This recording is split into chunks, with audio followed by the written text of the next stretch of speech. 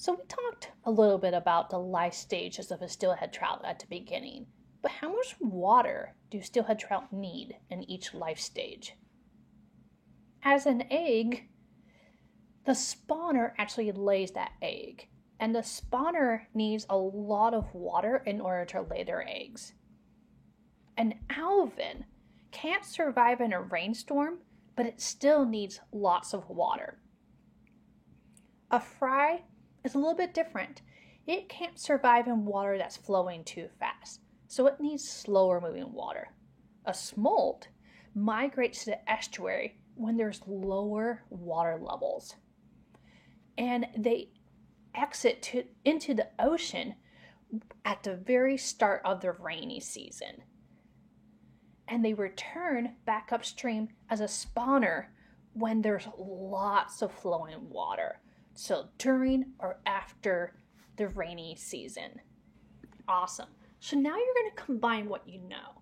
You've just learned about the life stages and the water level needs for each. And we already looked at the water levels based on seasons from the hydrograph. So here's your question. In what seasons would you see each of the life stages?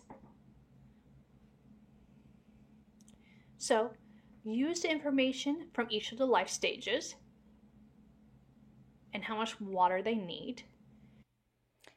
And you'll also use Hydrograph Part 2 in your journal to answer the question. So our question now is, in what season would you see each of the life stages? Now, just listening, I learned that in the egg life stage, the spawners need lots of water to lay the eggs. So now I need to go to our hydrograph and look at when there's lots of water in the river, meaning that there would be a high water level. So I know that during this time, during the winter, there is lots of water in the river. So I'm thinking that the season where we would most likely see the eggs is during the winter. So I'm going to check that off right there.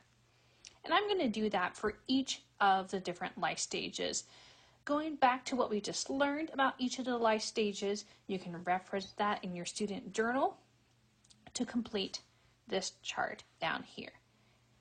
Now, once you have that done, you're going to go to your habitat drawing. It might look something like this. And you're going to add the seasons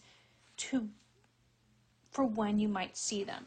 So again, for the egg, we learned that we might see the egg during the winter. So I'm going to label the winter right there.